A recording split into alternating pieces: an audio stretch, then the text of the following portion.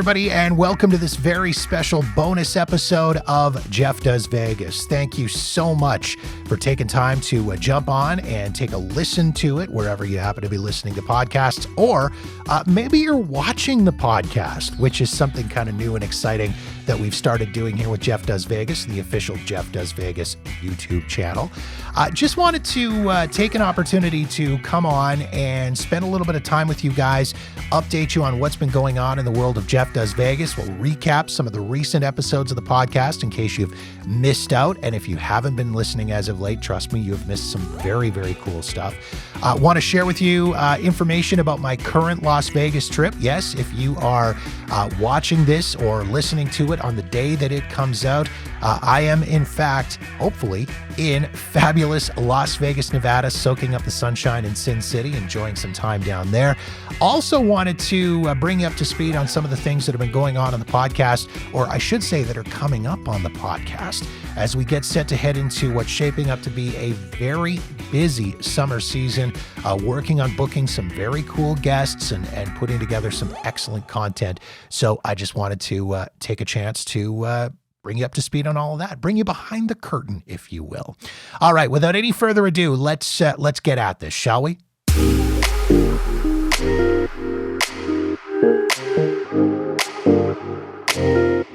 So I will take this opportunity to remind you to make sure that you like and follow the podcast on all the applicable social media channels. We're on Twitter, we're on Instagram, we're on Facebook at Jeff Does Vegas.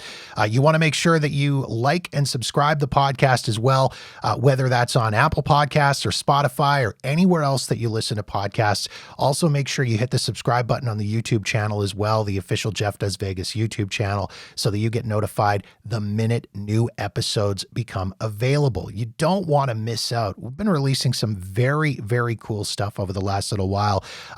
In fact, why don't we take this opportunity to recap it and tell you about some of the episodes that have come out over the last little while. So we'll begin with the most recent episode entitled "The Cowboy: The Life and Times of the Legendary Benny Binion," making his unprecedented 5th appearance on the podcast. There is no other guest in the history of Jeff Does Vegas who has been on the podcast more than Jeff Schumacher, the vice president of exhibits and programs at the Mob Museum.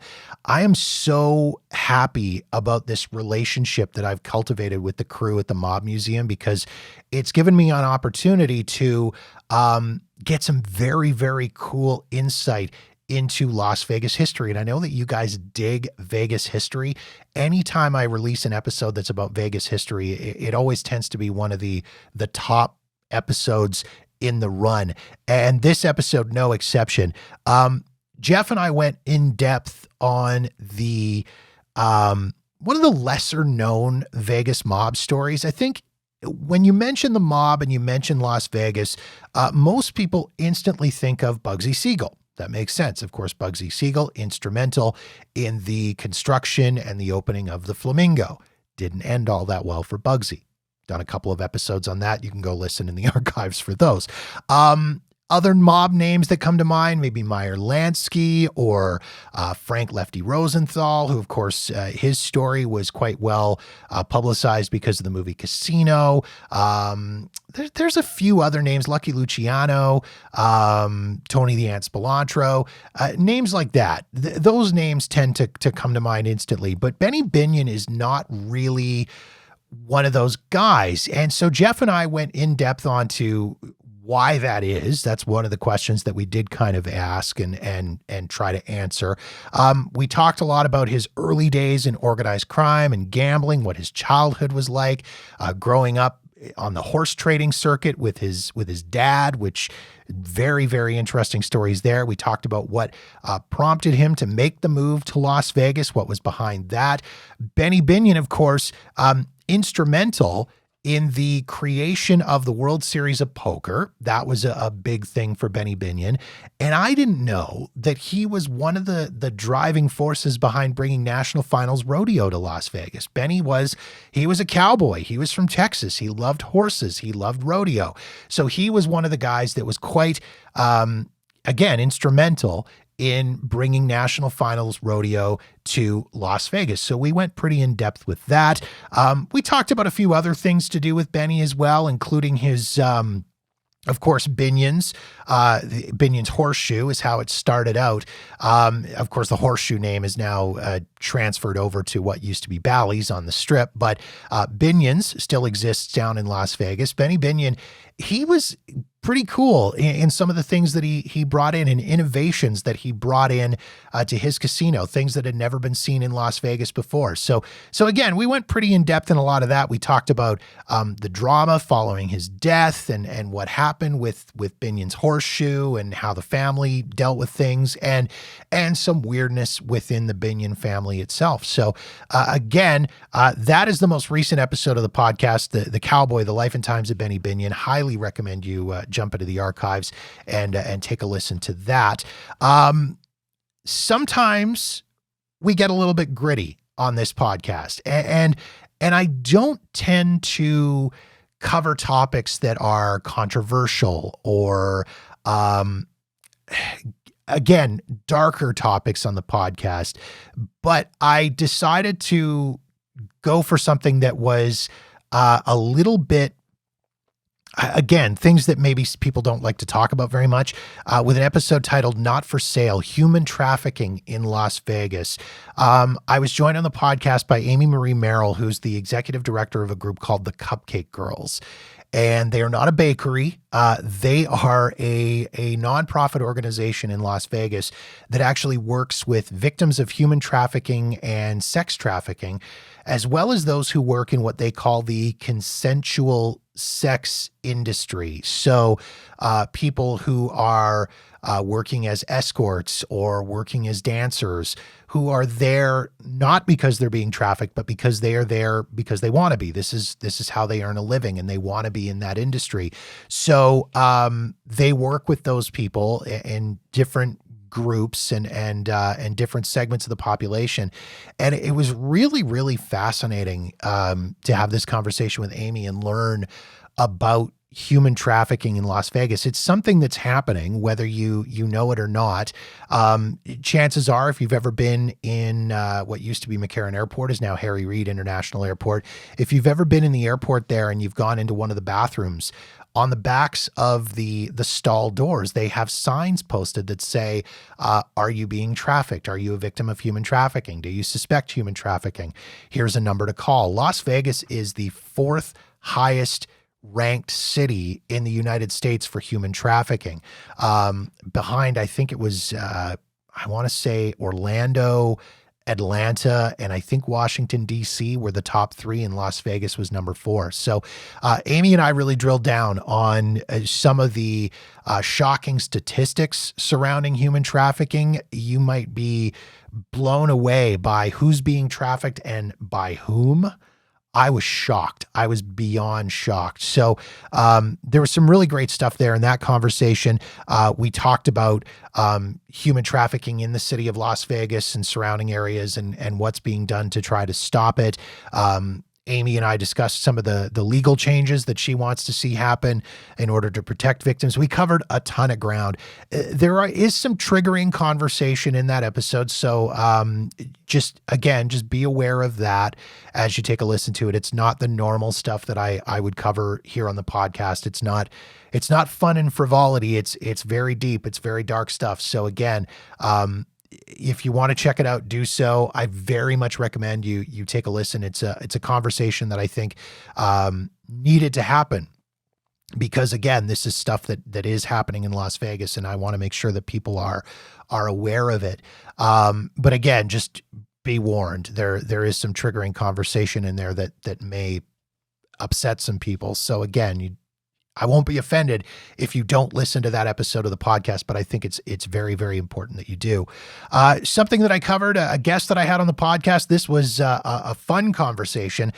Chef Alicia Chevatone, who is a pop-up chef in Las Vegas. She hosts events all across the city. She's written several cookbooks. She's got 2 that have already been released. She's got 2 on the way, including one that she's working on with one of my childhood crushes, Tiffany. Yes, that Tiffany, who was recently in Las Vegas for an event with Chef Alicia at a a spot that's very near and dear to my heart, the Space.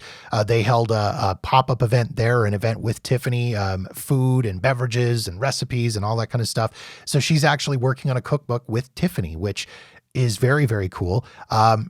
Tiffany and Alicia are pals, so I'm not going to lie to you. I'm absolutely going to work on Alicia to try to connect me with Tiffany and have a podcast conversation with her. How am I going to tie it into Vegas? No idea. Don't really care. Anyways, Chef Alicia, she also, in addition to working with Tiffany and putting out cookbooks, she hosts her own cooking show online. It's called Sin City Kitchen, and she is the founder of something called Dink Cuisine. Now, if you're wondering what DINK cuisine is, DINK is an acronym. It stands for Dual Income, No Kids, which my wife and I are. We don't have any children. We just have a giant 110-pound furry Bernese Mountain Dog baby who is currently asleep on the floor beside me here as I'm recording this podcast. But Chef Alicia has put together these cookbooks and this whole concept of cooking for two, which is great because I don't know how much cooking you do using cookbooks, but a lot of times I find that those cookbooks, the recipes in them are for like feeding a family of 8. And for my wife and I, that's just lunacy. We just, that's too much food and you can only freeze so much food, right? So Chef Alicia has put this together. In fact, my wife and I actually, I used one of Chef Alicia's recipes a while ago. I posted it on the Jeff Does Vegas Facebook page. It was the Krabby Corn Salad. It was delicious, very refreshing. It's going to be a fantastic summer dish. My wife and I are going to add it to our regular rotation of recipes. So anyways, that episode as well, highly recommend you go back and listen to it. Be forewarned with that one. Keep a mop handy because as Chef Alicia talks about some of the dishes she puts together, I damn near ruined a keyboard. It just drooling. It's so good. Some of the stuff she talked about just... yum, yum, yum. Another Mob Museum guest, again, talked about those relationships that I've cultivated with the Mob Museum and Jeff Schumacher. Fantastic. Claire White, who is from the Mob Museum. She's the director of education with the Mob Museum. She came back for a second appearance on the podcast in an episode called The Ties That Bind, Vegas Entertainment and the Mob Connection. So during the conversation that I had previously with Claire, she came on initially to talk a little bit about Liberace and his impact on Las Vegas. And through the course of that conversation, something that came up was organized crime's connections to the entertainment biz in Las Vegas. So we just kind of glazed over it in the Liberace conversation because Liberace did not have a connection to organized crime at all, but he was performing in hotels that were absolutely 100% mob joints. But I thought it would be fun to have Claire back on the podcast to have a conversation about those connections. So we went in depth. We talked about the early days of Vegas entertainment. We talked about the role that the mob played in shaping the entertainment industry in Vegas. And of course, some of the surprising and not so surprising mob connections between certain performers and organized crime. Of course, there I'm talking about none other than the chairman of the board himself, Frank Sinatra, who, as Claire pointed out in the episode, was never a made member of the mob and was not specifically a member of the mob, but definitely had those ties to the mob. So we talked about Frank Sinatra's ties. We also talked about the rumored Wayne Newton ties, which if you, as a little side trek here, you want to go and listen to a podcast called Mobbed Up, which is a co-production of the Las Vegas Review-Journal and the Mob Museum. The late Jeff Gehrman was the host of season 2 of that series of the podcast. And it went in depth about the story of the Aladdin and the mob ties with that and Wayne Newton's alleged mob ties, or the mob ties that NBC News tried to push, and some of the believed mob ties between Wayne Newton and organized crime. There never was any ties between Wayne Newton and organized crime. But anyways, we talked a little bit about that, among other things. It was a fantastic conversation. Also, I love when I have an opportunity to talk to entertainers and Vegas entertainers. And you may recall I was in Las Vegas back in March for a conference. Over the course of that week, I had the opportunity to sit down with a few different people and have some conversations. Matt Franco, who is a Vegas headliner. I had a chance to go backstage and chat with Matt before one of his shows. We had an excellent conversation. Matt Franco, the very first ever magician to win America's Got Talent. We had a great conversation about his AGT experience. We talked about his family and the influence and the impact that they've had on him and his career. We talked about the recently revamped show that he just put out in Las Vegas. He, of course, performs at the Link in the Matt Franco Theater. Very much recommend you go back and take a listen to that episode. I also had a chance, again, talking more Vegas entertainment, to sit down with Vincent John from the Bronx Wanderers. Now, Vin and I have been pals for the last few years. We've gotten to know each other very well. We've had some great conversations offline about the ever-changing world of Vegas entertainment. And I thought, hey, you know what? It'd be a lot of fun to go online with this, Vin. Let's sit down and do it. So again, when I was in Vegas back in March, Vin and I sat down, we connected. We actually sat in the lounge at the Luxor, and he had a martini, I had a beer, and we had a conversation all about the changes that have been going on in the world of Vegas entertainment. The episode's called Evolution, the ever-changing world of Vegas entertainment. We talked about some of the stuff that we really talked about was the closures of lounges and live music venues. And of course, also the shutdown of some of those big production shows. Vegas was always kind of well known for those big, huge production shows, right? I mean, way back in the day, it was shows like Jubilee or the Follies and the Topless shows like that. And then there was kind of a time when you saw some of those big budget Broadway shows come in, shows like Phantom of the Opera and Mamma Mia and The Lion King, shows like that move into the Vegas Strip. And then there was a time with like Rock of Ages and more recently Bat Out of Hell, big, huge production shows like that have struggled. And so we kind of went in depth on the reason behind those struggling. We also talked about the closure of, again, of lounges and live music venues, places like Cleopatra's Barge and the live music area at the Paris and in what used to be Bally's, now the Horseshoe, and the moves that the casino corporations have made going away from that live entertainment and focusing on gaming, particularly with those venues where they've turned them into sports books or high roller lounges, things like that. So again, we talked about that. We talked about the move towards these big ticket headliners where you've got like Bruno Mars or Lady Gaga or Katy Perry or Adele or any of those artists coming in and performing 10 nights a month, 6 times a year, and doing residencies and charging ridiculous amounts of money for those tickets. So we talked about that.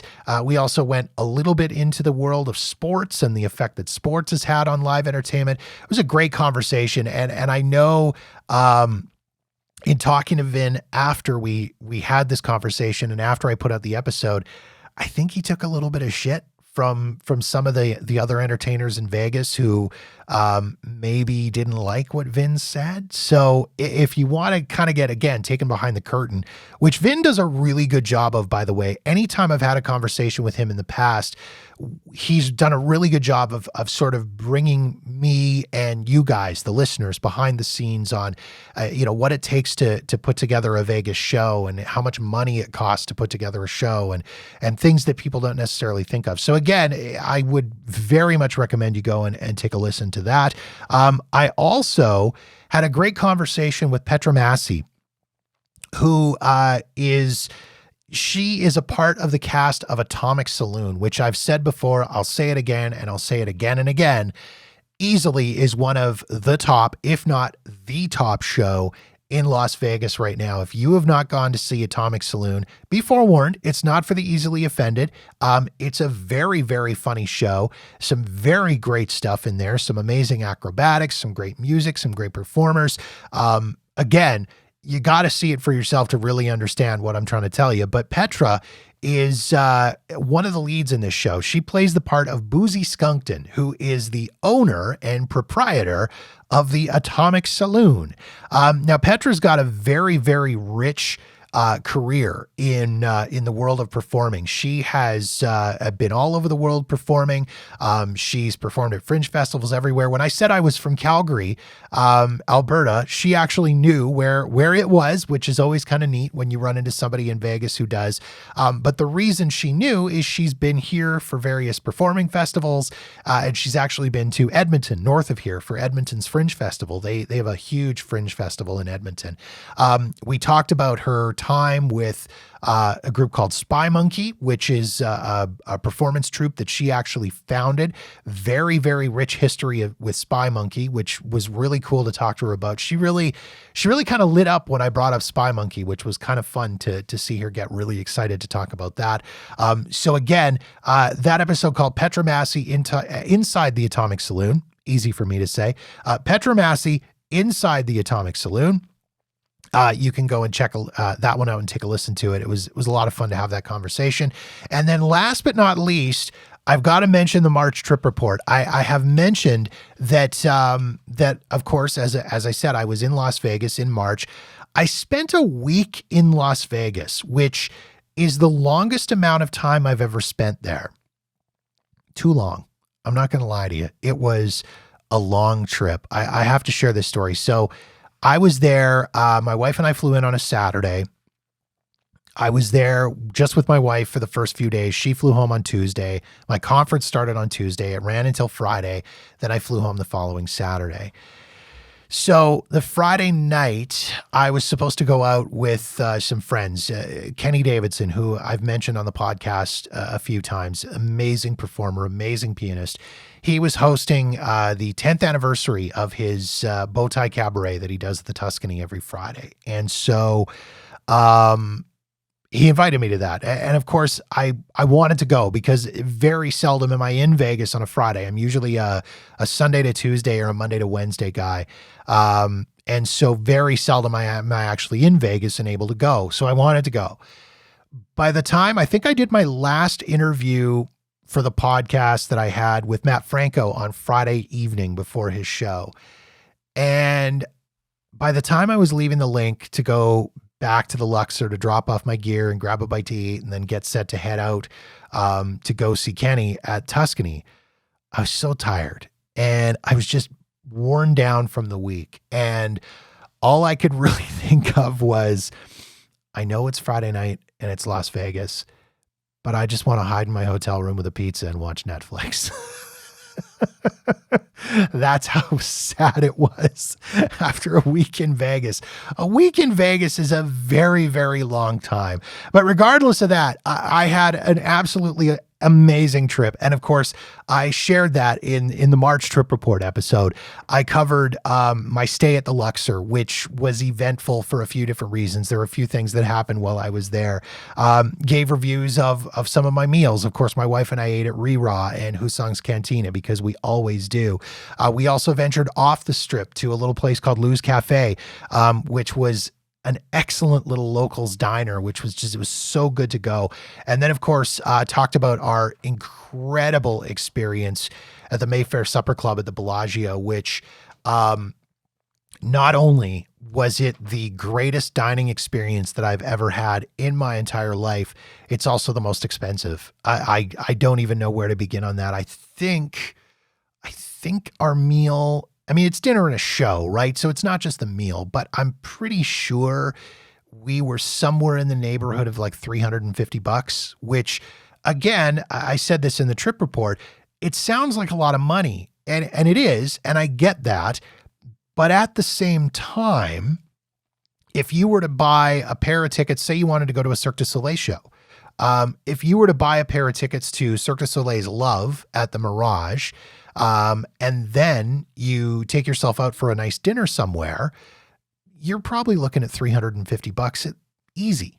So really, This was an amazing dinner, like just an incredible dining experience, incredible show experience.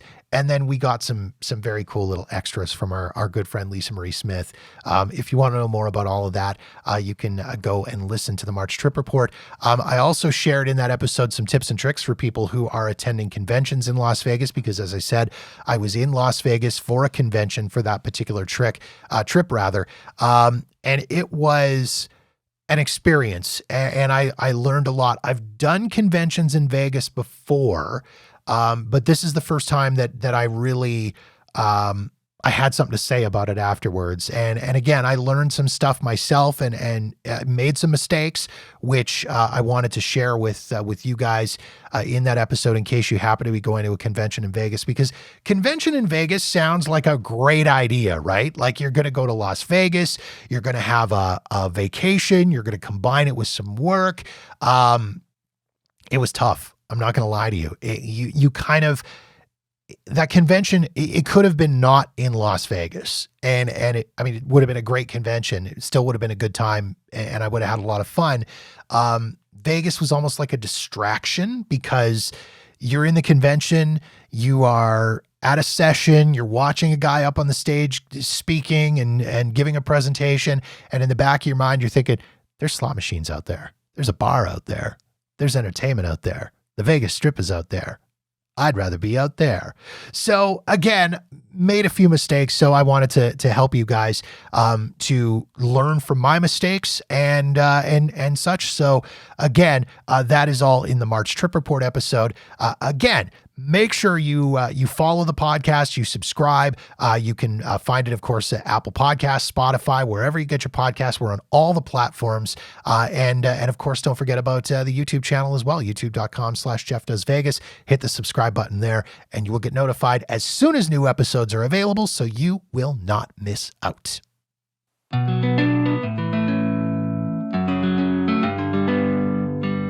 So I made mention off the top of this episode that I have got a trip to Las Vegas planned, and by the time you are listening / watching this episode, I will be in Las Vegas. I've got a trip down planned from May 29th to June 1st. So just a short little trip, getting in late in the morning on the 29th, flying home probably early afternoon on June the 1st.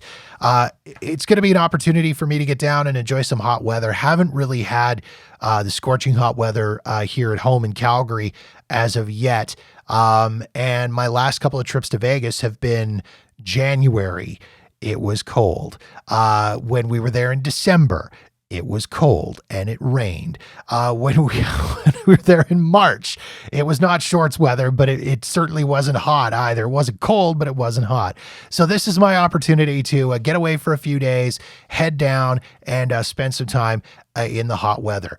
Where am I staying this time around? Well, I am headed back to the Horseshoe, which of course is formerly Bally's. This place has been a go-to of mine for the last few years in Las Vegas. I absolutely love the property, and a lot of that has to do with the location. I mean, you are basically dead center of the Strip. If you're not totally familiar with Vegas geography, Bally's, or I should say the Horseshoe, is right across Las Vegas Boulevard from the Bellagio. You are next to the Paris. You are right near Caesar's Palace. You're right near the Cromwell and the Flamingo. I mean, again, it's just, the location is just outstanding. You really can't beat the location for it. I booked a One King resort room. So I'm going to be in the resort tower, which is the tower that I usually stay in when I go.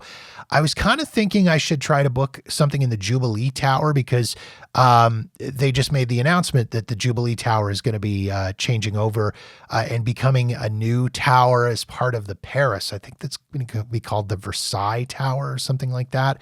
And they're planning on building a walkway and a tunnel and all this kind of stuff. Anyways, it's going to be interesting to see that all shape up. But yeah, so I am booked to stay at a One King resort room at the Horseshoe. I got a stupid rate to do this. For those of you who are totally in the know, maybe you're not regular listeners of the podcast.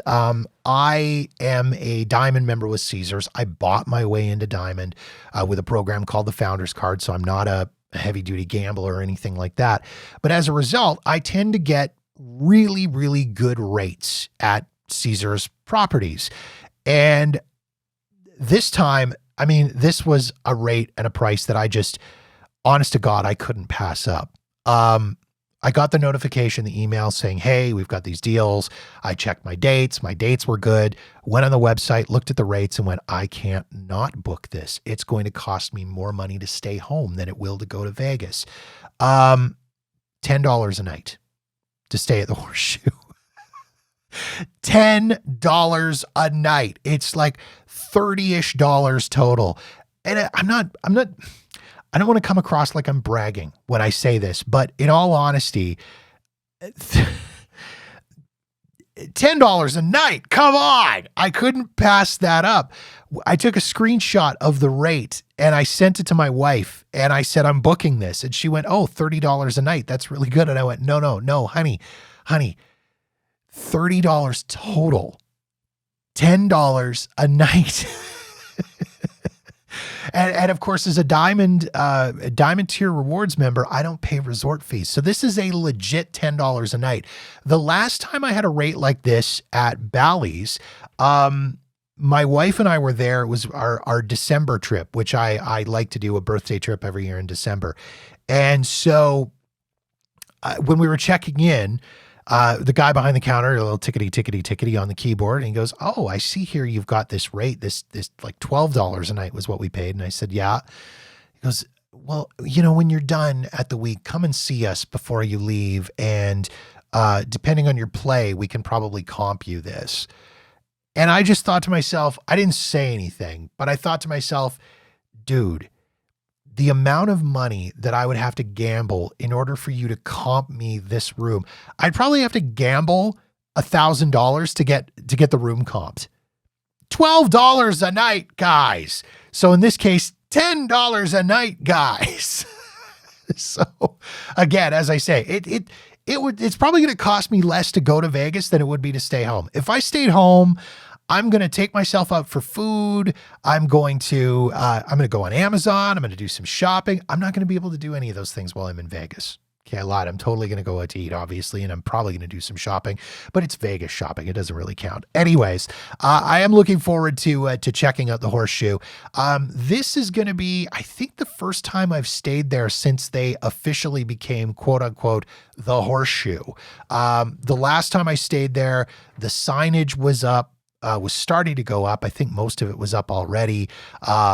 They'd already changed some of the decor on the inside, but there was still some stuff that hadn't opened yet. The poker room hadn't opened yet.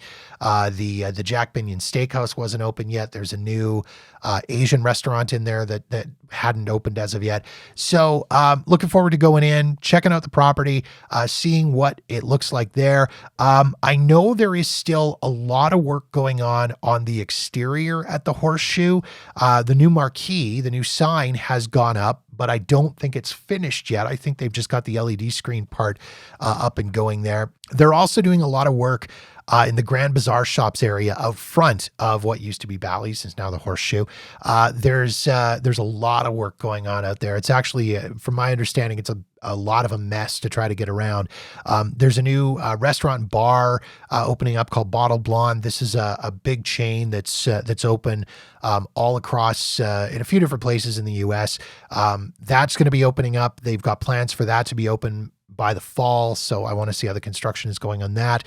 They're also opening a place called Old Red, which is a bar and restaurant with I think there's some live performance space in there as well. This is a place that's actually owned by Blake Shelton, by country star Blake Shelton, who apparently likes to spend a lot of time in Las Vegas now. So he's opening up this place. Between Old Red and Bottle Blonde, my understanding is they're going to kind of be like the anchor tenants of the new Grand Bazaar Shops, right kind of at the front, right on Las Vegas Boulevard. So again, going to be just kind of really curious to see how that construction is going and where things are at with that. Other things I've got planned for this trip. It's going to be a busy one. Again, I'm only there for 2 full days. I've got kind of the half day when I get there and the half day before I leave. There's lots of stuff that I want to try to do. There's a brand new museum that just opened up. And I know what you're thinking. You're thinking, Jeff, Vegas, museums, nerd. This is probably one of the coolest museums in the world that I've heard of, the Punk Rock Museum. So, punk rock, big music genre, of course. I know I don't look like the most punk guy in the world, but I enjoy me some punk rock every once in a while. This is a brand new museum that has just opened up in Las Vegas. Looks very, very cool. For those that don't know, I'm a huge music nerd. Spent like 20 years working in terrestrial radio, a lot of that working for classic rock and classic hit stations. So I got a lot of music history. As you can tell, if you're watching the video version of this podcast, you can see all the vinyl there behind me. That's all my dad's old vinyl. Love dropping the needle on some of that stuff every once in a while. My musical taste runs everything from ABBA to Zeppelin and pretty much anything in between. So I love visiting music museums. So I'm looking forward to this. So I'm going to go check out the Punk Rock Museum, and I am working on an episode of the podcast for that. I'll share that with you in a few minutes here. But yeah, definitely want to go and check out the Punk Rock Museum. I also might try to pay a visit to Area 15 and Omega Mart. So I'm really kind of conflicted on this because I get a lot of people asking me about Area 15 and Omega Mart. It's like Area 15 has a lot of cool stuff there, which that's great. And that's wonderful. I want to see that. Omega Mart is this, I don't even know how to describe it. It's like an interactive art installation. It looks like a giant supermarket, but I guess there's like hidden tunnels and weird little things and little Easter eggs hidden throughout the place. And you can go through and go through these tunnels and end up in these different spots. And apparently you can spend like hours and hours there. I have never been, but everybody asks me about this place. Everybody that I talk to, when they say, I'm going to Vegas, and I say, oh, well, if you need any ideas on anything, let me know. The first question they're asking me about is Omega Mart and Area 15. And I can't answer. And I kind of feel like a failure as a Vegas podcaster and a so-called quote unquote Vegas expert. Nobody's calling me a Vegas expert. I'm the only person calling me. Even I don't know. But anyways, as I say, I kind of feel like a bit of a failure. I feel like I'm behind the times on this. So I may try and call up one of my Vegas friends, and we'll go and check out Area 15 and Omega Mart, and so that I can kind of form my own opinion on this place, because I keep seeing these videos, and I see stuff on social media and on TikTok and Instagram, and people are sharing videos and they're sharing reels and they're talking about it. And everybody's like, yeah, this is the coolest thing in the world. You should go. And I go, I just don't get it. So again, this is my opportunity to go and see if I get it. And then I can hopefully properly recommend it to people, or not recommend it to them, as the case may be. So that's on my agenda. I also might try to get over to the Atomic Museum, formerly the National Atomic Testing Museum. A lot of people don't know this, but Las Vegas and the state of Nevada have a very lengthy atomic history. There was nuclear testing that was done just north of Las Vegas out in the desert. They actually used to host like mushroom cloud viewing parties on the rooftops of the hotels in downtown Las Vegas. People would stand there, they'd have a beverage, they've had some food, and they'd watch the mushroom clouds come up. Totally safe, right? Completely. What could possibly have gone wrong? Anyways, I haven't been to the Atomic Testing Museum in a very long time. And so I may try and go check that out. It's just off of the Strip. It's a few blocks up Flamingo Road off the Strip. I used to walk there from the Strip. And we'll see. We'll see how hot it is. We'll see how lazy I'm feeling. I may take an Uber and go there from there. So we'll see how that goes. Anyways, some very cool stuff there. If you're a museum guy at all or a museum gal, very much recommend the Atomic Testing Museum or what's now called the Atomic Museum. So I may go and check that out as well. Other things that I want to see, I've been hearing all these nightmares about the construction that's being done for Formula One. The big Formula One race is coming up November. I believe the 16th to the 18th are the dates of the Formula One race. They've started doing construction already for the race. For the last little while, the southbound lanes of Las Vegas Boulevard, because the main straightaway for the race is running on Las Vegas Boulevard from Sands Avenue, which is the corner where the Wynn and the Venetian and Treasure Island and Fashion Show Mall kind of all are. The main straightaway goes from there south on Las Vegas Boulevard to Koval, or sorry, not Koval, to Harmon. Koval is another part of this story, to Harmon Road.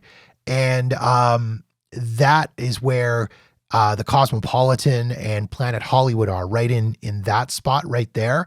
They have been doing construction and they've been doing resurfacing of Las Vegas Boulevard to prepare the track. Part of that has basically had all of the southbound lanes of Las Vegas Boulevard shut down. People have been complaining about the traffic and the nightmare that it is. So I kind of want to see for myself just how bad it is. They're also going to be building grandstands in several different spots along Las Vegas Boulevard. And one of those spots is over the Bellagio Fountain. And my understanding is they've already started putting in some concrete pilings and removing trees. So again, I just kind of want to see it for myself, maybe take some photos, take some video, things like that. They have started, well, they haven't started. They're quite a ways along on the paddock, the pit paddock and the garage area for Formula One, which is at Harmon and Koval, a couple of blocks off of the Vegas Strip, just east of the Vegas Strip behind Planet Hollywood. So I want to take a wander over there and see kind of how that construction is going as well. Depending on the weather, this is something that I've debated on trying to do for the last couple of trips, but I haven't had the time. I might try to walk the F1 track route, or as much of it as publicly accessible. There are some parts, obviously, around the pit paddock, the new pit paddock that are not accessible as well. There's a loop that goes around the MSG Sphere. That is also right now not publicly accessible. At least I don't think it is. So I may try to actually walk the F1 track route. We'll see. Again, it's going to depend on the weather and how sketchy some of the area looks, because there is some kind of sketchy parts of that. Maybe try and take some video from the walk, take some photos, maybe do a little bit of live streaming while I walk. So again, you take a look for that and keep an eye out for that on the YouTube channel and on the social media as well. I'm going to go on the hunt for some F1 merchandise, because we are now 6 months away from this race. And you'd think that to try to build up a little bit of excitement, they would consider at the very least releasing, I don't know, like a frickin' t-shirt or something. I don't know. I haven't seen any merchandise. The last time I was in Vegas, the only place I spotted any Formula One merchandise was at the airport. And it was, one of them was at a kiosk and the kiosk was closed. The other one was in one of the, just a shop that sold like sports stuff. So it was crammed in there with Vegas Golden Knights stuff and Las Vegas Raiders stuff and things like that. So again, I'm going to go on the hunt for some merchandise. I would assume that at this point, we're now about 6 months out from the race. I would assume that somebody somewhere has a t-shirt that says Las Vegas Grand Prix on it. So I'm going to try to go on the hunt and see if I can get that. Mentioned that I might try to do some live streaming, record some video content for the YouTube channel. Definitely got some ideas of what I want to try to do and some things I want to try to do, some ideas, and maybe try and film some content to release here as bonus content on the YouTube channel and some bonus podcast stuff as well. And the other thing that I think I might do is just spend some time chilling by the pool. I generally don't do that. I'm not a pool guy, usually. Some of that comes from self-consciousness, because I'm a big guy, and I'm also a little hairy. I just laying it all out here for you, folks. I'm a little hairy, and not only that. I live in Canada, where it's been winter for the last 8 months, which means I'm also very pasty white. And so when I go and I sit by a pool in Las Vegas, and I am the pasty white, hairy, fat Canadian guy, a little self-conscious about the whole thing. But here's the thing. Here's something that I have learned in Las Vegas. And I apologize to anybody that takes offense to what I'm about to say. The thing that I have learned is this. When you go to a pool in Las Vegas, no matter how self-conscious you are, guy or girl, man or woman, whatever, whoever you identify as, there is no need to be self-conscious, because here's the thing that I've learned. No matter how fat, how pasty white, or how hairy you are, I guarantee you there is somebody else at that pool who is fatter, pastier whiter, and hairier than you.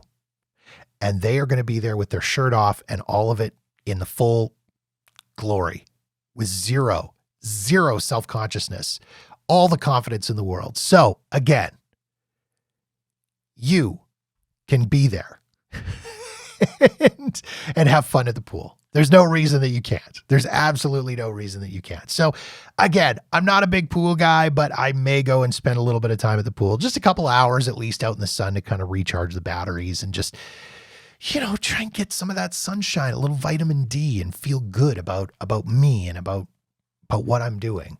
And then I'll look at the really, really fit person walking by and I'll think, oh, anyways. Meals planned for this trip, nothing concrete as of yet. I will probably hit up some of my usual spots. I'll probably go to Reraw and Ellis Island, maybe try and find somewhere new to go and check out. Something I did notice that I am kind of excited about when I was looking for something totally non-related the other day, Yardbird, which is a restaurant my wife and I have eaten at several times in Las Vegas. The last time we ate there, the collard greens, which we absolutely love, and that is not something that you can get anywhere in Canada at any restaurant anywhere. The collard greens were back on the menu.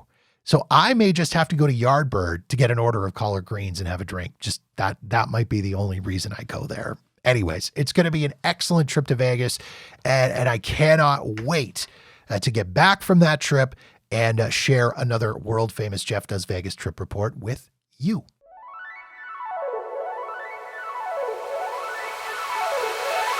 So in addition to talking about my Vegas trip and some of the past episodes of the podcast, I wanted to take an opportunity here to bring you into the fold and let you know about some of the stuff that I'm working on for future episodes of the podcast. And I am working on some very cool stuff that I'm really looking forward to sharing with all of you.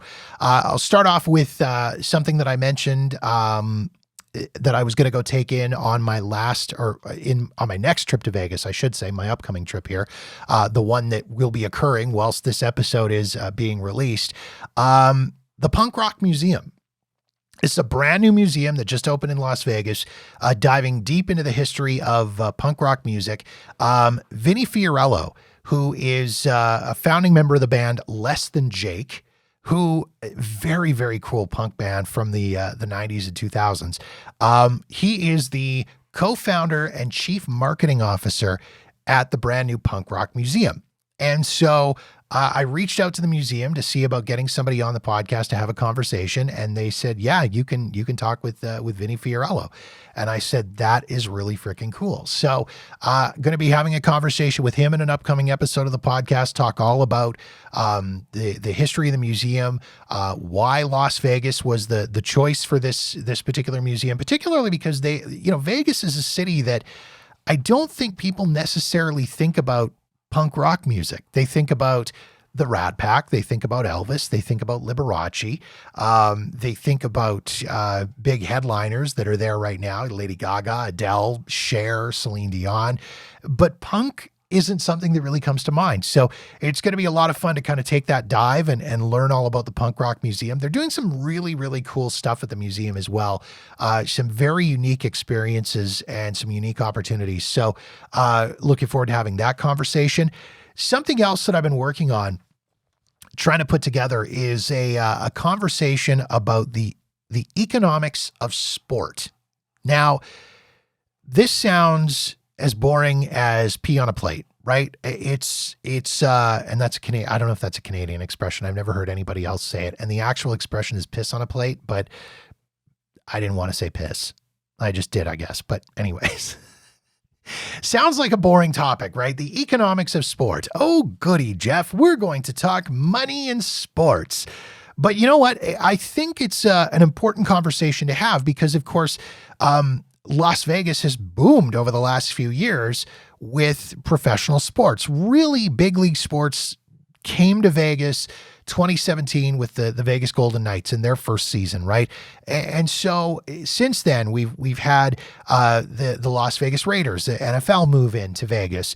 WNBA is there. There's been talk of an NBA franchise for the last little while. And of course, the big story that's kind of been dominating the Vegas news for the last while is the Oakland A's.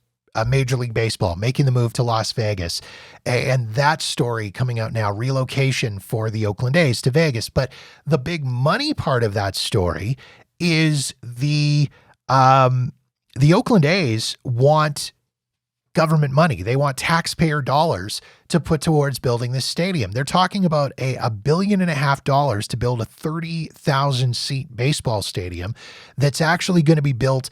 There was a location that had been announced previously just west of the Vegas Strip, kind of across the strip across the I-15 freeway from T-Mobile Arena. That has now changed, and the big story is they are going to be demolishing the Tropicana and building the stadium on that property, which is an interesting choice. A lot of people have some very strong feelings about that. But the thing that they seem to have the most strong feelings about is the fact that the A's want anywhere between $300 and $500 million in tax dollars to put towards building this stadium. So trying to track down a sports economist, and I've got a few feelers out. My email's been sent out to a few people to see if they'd be interested in coming on the podcast and having that conversation. So again, looking forward to trying to put that episode together. That's something that you want to watch out for coming up. Friend of the podcast and creator of Vegas Unfiltered, Sam Novak. Sam's been on the podcast here before. I've had a conversation with him about his story and things that he's got going on in Las Vegas with this blog and this website that he created called Vegas Unfiltered. He now falls under the Vegas411.com umbrella with Vegas Unfiltered. He just put out a story this week, and I shared it on the Facebook page entitled, it talks about Vegas losing its status as a 24-hour city. This is something that I've talked about on the podcast a couple of times, things that I've noticed where I'm coming back from a show or out with friends or something like that. It's like 11:30 at night, trying to find a place to eat or grab a drink along the strip is insane. And I even actually noticed it on my last trip in March. We went to an event middle of the week as part of this conference. We went to an event. It was just a 3-hour deal at a nightclub. Started at 8, was done at 11, which, that's fine, whatever. But then at 11 o'clock, the group of us were like, well, we're going to try and go find a place to drink. We went to the lobby bar at the Cromwell and it was closed. Like, what the hell happened there? Bars in Las Vegas, particularly casino bars, never used to shut down. There were tons of restaurants that were open 24 hours. There was tons of places you could find to eat or drink or whatever. Now, if it's 1 o'clock in the morning, you're stopping into a Walgreens and buying a sandwich out of the cooler because that's the only place you can find food. It really kind of ridiculous. Anyway, Sam wrote this great article about Vegas losing its status as a 24-hour city or no longer being a 24-hour city. So I want to get Sam on the podcast to have a conversation with him about that. I've got the email out there for him.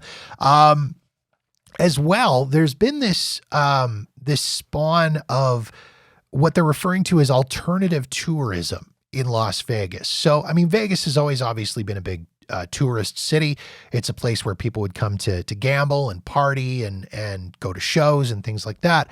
But there's been this really interesting shift towards different sectors of tourism. There's a lot of foodie or culinary tourism going on right now. You you can't turn around without seeing an advertisement for some sort of Vegas foodie tour that involves you going to all these different restaurants and sampling different types of food and things like that, which, as a fat kid, I completely appreciate and would love to go on some of these tours. But so that's something. The other big one, and this is something I don't really foresee myself ever partaking in, and not for any kind of moral or social reasons, it's just not something that I'm interested in, but cannabis tourism is getting quite big, or has gotten big in Las Vegas.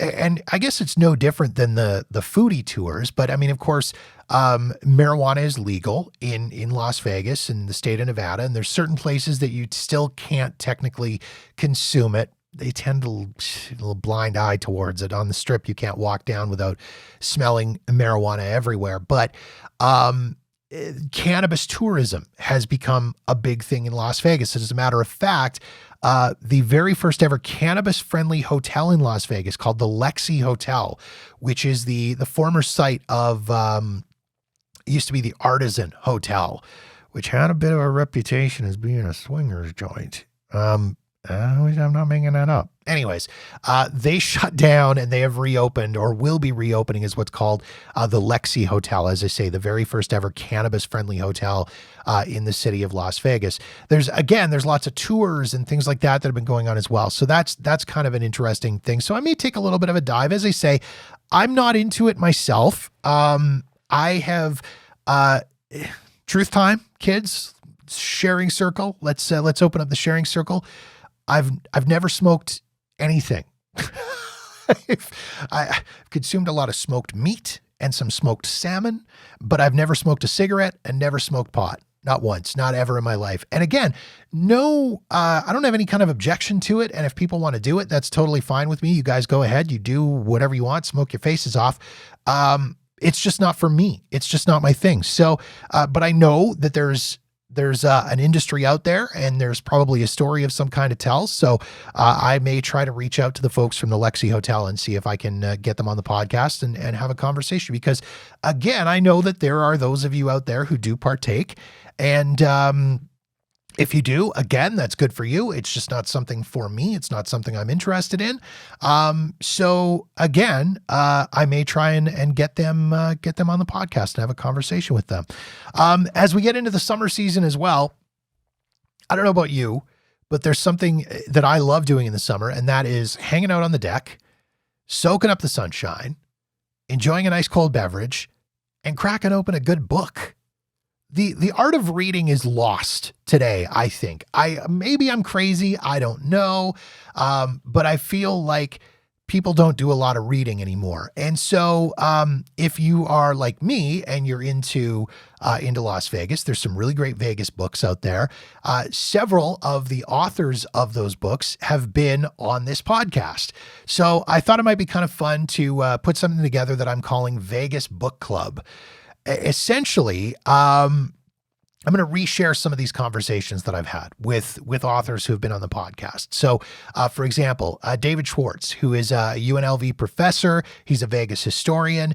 He's been on the podcast a couple of times, actually. The first time he was on was to talk about his book called At the Sands. Of course, when you think iconic, legendary Vegas hotels, the Sands Hotel is one of the ones that pops to your mind almost immediately. A huge history at the Sands. Of course, the Sands was home to the Rat Pack, Dean Martin, Sammy Davis Jr., Frank Sinatra. That was where they did a lot of their performing. But there's so much more to the story than just the Sands. So David Schwartz was on, had a great conversation with him. Matthew O'Brien, who wrote a book called Dark Days, Bright Nights. Matthew O'Brien is he's the foremost authority on homelessness, particularly the homelessness among those who live in the tunnels under Las Vegas. This is a legend in the city of Las Vegas. There are hundreds of miles of tunnels that run under the city of Las Vegas. And these tunnels are there for no other reason other than to channel floodwater and stormwater away from the Vegas Strip. That's why they exist. They are storm drainage tunnels. But they are home to hundreds, if not thousands, of members of the homeless population in Las Vegas. And Matthew has written a couple of great books about that population. And he's also the founder of a charity called Shine a Light, which they go into the tunnels and they meet with the members of the homeless population that live under the city of Las Vegas. And they go in there with food, water, articles of clothing, hygiene items, things like that. They also help anybody that wants to try to get out of the tunnels and move their lives forward. So he wrote a couple of great books, and Dark Days, Bright Nights is the book that I read, and I had him on to talk about. It was a fascinating conversation. So looking forward to sharing that with you again, or resharing that one with you. Dennis Blair, who is a great musician, comedian, songwriter. I've gotten to know Dennis very well over the last few years of my time in Las Vegas. And Dennis is one of those guys so when I met Dennis, I just met him. He was part of my buddy Kenny Davidson's band. And so we had a great conversation. Dennis mentioned he does stand-up comedy, mentioned that he's written a book or was writing a book. He does some really great impressions, some good celebrity impressions. And I thought, hey, this would be a great guy to have on the podcast and have a conversation with. Then I did some digging into who he was, and holy shit, he has worked with some amazing performers over the course of his career, including, but not limited to, Rodney Dangerfield, who he actually worked very, very lengthy times with. And if you've ever seen the 80s movie Easy Money with Rodney Dangerfield, Dennis Blair was actually one of the co-writers on that movie. He spent years touring with Rodney Dangerfield. He spent a long time touring and working with Joan Rivers. And then most famously, he spent 18 years working with the legendary George Carlin. And so you can only really imagine the stories that Dennis has. So he put together this book called Touring with Legends, and we had a great conversation. He shared some of his stories from the road where he's with some of these comedians that he's worked with. We talked about the book. We talked about music. It was a great conversation. Again, can't wait to share that one with you. Eric Sherwood, who is on Twitter as the Annoyed Pit Boss.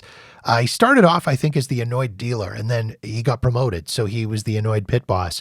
He put together a book called Dealt, Stories from the Felt. And so this book is some of his stories and things that he experienced working in the gaming industry. And had a great conversation with him and had a lot of fun talking to him. His Twitter account caught my attention. I thought, I got to get him on the podcast. And then when he was putting out a book, I thought, this is perfect. This is great. So again, great conversation with him. Can't wait to share that one with you again. Richard Zoglin, who is a Pulitzer Prize winning writer and author. He wrote a book a few years ago called Elvis in Vegas, and kind of a history of Elvis Presley in Las Vegas and the impact that he has had on the city, not just the cultural impact, but the trails that he sort of blazed for future residencies in Las Vegas. Let's be honest, if there was no Elvis Presley in Las Vegas, there would be no Adele or Celine Dion or Cher or Bruno Mars or Katy Perry. Elvis Presley set a record for the number of days that he performed at what started off as the International Hotel, eventually became the Hilton, now is the Westgate. He ran there for years and garnered massive paychecks. And so if it wasn't for the success of that residency, there would not be further residencies. So we went very in depth with Richard and talking about his book. So again, that is Richard Zoglin, Elvis in Vegas. So looking forward to sharing that one with you again. And then this one, a book called Whale Hunt in the Desert. Now, it was written by Deke Castleman. Now, I didn't get Deke on the podcast. I got the subject of the book on the podcast. Whale Hunt in the Desert is a book about a guy by the name of Steve Sear. Now, Steve is a casino host in Las Vegas, and he's not just any casino host in Las Vegas. I mean, I don't want to say anybody can get a host, but pretty much anybody that gambles any real amount of money in Las Vegas, you can get connected with a host. But Steve is one of the rare guys that work with whales. Now, if you're not familiar with what a whale is a person who comes to Vegas and gambles very sizable sums of money. Like we're talking, it would not be uncommon for a whale to come to Vegas and drop $3 or $4 million over the course of a weekend. It's a lot of money that these guys spend. So Steve is one of the guys who is responsible for trying to get those people to come to Las Vegas and spend their money. As Steve says, he's the guy with the juice.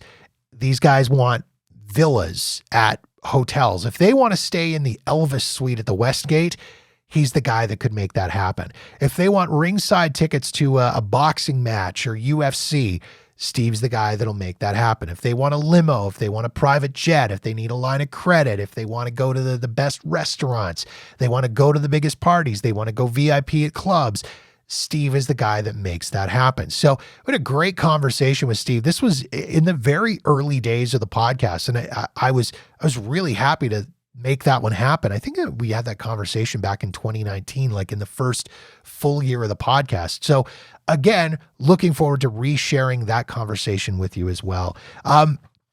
Vegas Book Club, watch for those to come out over the course of the summer. Again, this is just kind of an opportunity to put out some extra stuff, put out some content, and give you guys some ideas for some things that you may want to read over the course of the summer. Some great stuff coming up on the podcast in the next few weeks. Cannot wait to share it all with you.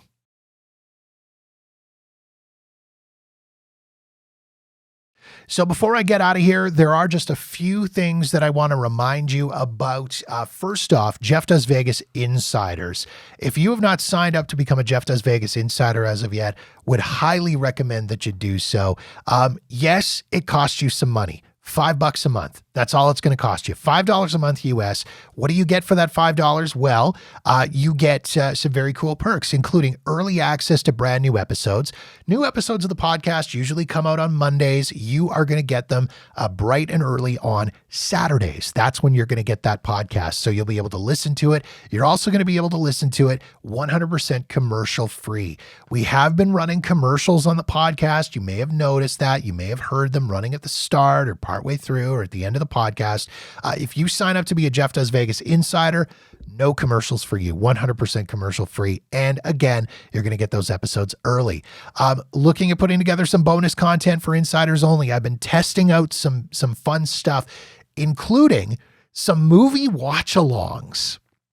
This is something that, again, I'm trying to put together and trying to work. So essentially it's going to be, if you've ever gone on YouTube or if you've ever been online and you've seen those video watch-alongs with people, that's what it's going to be. It's going to be me watching a movie and reacting to stuff in and I'll do them as Vegas movies, of course. And I also maybe want to try and figure out a way to invite you guys as Jeff Does Vegas Insiders in to join me for those watch parties. So that's going to be kind of fun and something different to do. Also, finally, I know I've been saying it for like the last 2 years or year and a half that I've had the Insiders thing going on, but I'm trying to put together some real life Vegas meetups. And the only way you're going to find out about them is if you are a Jeff Does Vegas Insider. So again, make sure you sign up to be a Jeff Does Vegas Insider. Oh, and I almost forgot one of the other cool things about it. Jeff Does Vegas vacation consultation. If you sign up as a Jeff Does Vegas Insider, you're going to get a free 30-minute vacation consultation. This is your opportunity to sit down with me. We'll jump on Zoom or however you want to connect, and we'll have a conversation. We'll plan out your upcoming Vegas trip. If you've never been to Vegas before, it's your opportunity to learn from me. I can share some tips and tricks for you, some ideas for restaurants, hotels, attractions, shows, things like that. If you've been there before, maybe you're just looking for something different to do, I can share some of that with you. Really, really cool stuff. Again, $5 a month US. That's all it's going to cost you to become a Jeff Does Vegas Insider. When you do, those are all the things that you're going to get. Want to remind you as well, make sure you are following the podcast on social media. We are on Facebook. We're on Twitter. We're on Instagram. We are at Jeff Does Vegas. Really, really easy to find. And of course, I'm really excited about this. And for those of you who are listening to this episode of the podcast, I want you to immediately go over to YouTube and subscribe to the Jeff Does Vegas YouTube channel. I'm super excited that I'm finally able to do this. It's been a while. I just really haven't had the tools or the time to be able to put together video versions of the podcast. Really, really fun stuff. Again, it's kind of different. And I'm not getting 1 million views on these videos. I think if I posted a video of me getting hit in the crotch with a football, I would probably get more views than what I'm getting off of my actual videos. Don't get any ideas. I'm not posting videos of me getting hit in the crotch with a football, but I think if I posted that, I would probably get more views. But the fact that anybody is actually taking time out of their day to check out my ugly mug and my beautiful guests on the podcast, having a conversation, talking about whatever it is we're talking about, I love the fact that you guys are doing that. So thank you. The YouTube channel is really simple, youtube.com/JeffDoesVegas. Mash that subscribe button and you'll be signed up. You'll get notified as soon as new videos are posted. And again, all of my upcoming episodes of the podcast are going to be video versions. So you're going to actually be able to watch me have these interview conversations, which is great. All of the past episodes are there as well. Those are not all that exciting because it's just a static image of the album art or the podcast art, I should say, with a little animated wave thing. That's what's on there. So that's what the past episodes show. So again, not that exciting, but appreciate anybody that's going back and watching / listening to those. And then of course, again, anybody that's actually watching any of the current episodes that are coming out as video versions. Again, I really, really do appreciate it. My plan eventually is to not have the microphone here, so I'm not tapping it because I like to talk with my hands, as you may have noticed. For those of you that are watching, for those of you that are listening, you have no idea what I'm doing with my hands. Anyways, that pretty much wraps things up for this special bonus episode of Jeff Does Vegas. Again, thank you so much for taking time to listen to the podcast, not just this episode, but every episode. I really, really do appreciate it. We just recently hit a huge milestone of just over 200,000 total downloads of the podcast, which is just epic for me. And every time I hit one of these big milestones, I like to remind you guys that when I started doing this, it was just for fun. It was fully intended as a passion project. It was something that I just wanted to do to enjoy myself.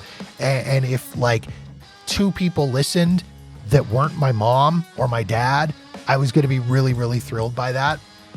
Here we are, 200,000 total downloads later, and the podcast is still going strong. So again, thank you so much for taking time to listen. And of course, again, thank you to everybody who's taken time to watch the video versions of the podcast on the Jeff Does Vegas YouTube channel. If you want to reach out to me, if you have any episode idea suggestions or things that you would like to hear on the podcast, any feedback, good, bad, and different, whatever, please reach out to me. You can do it via social media at Jeff Does Vegas. You can slide into my DMs, as the kids like to say, and drop me a message, or you can email me directly, jeff@jeffdoesvegas.com. Thank you so much for listening. Thank you so much for watching. My name is Jeff. This has been Jeff Does Vegas. Have yourself an outstanding day, and we will talk to you soon. Bye.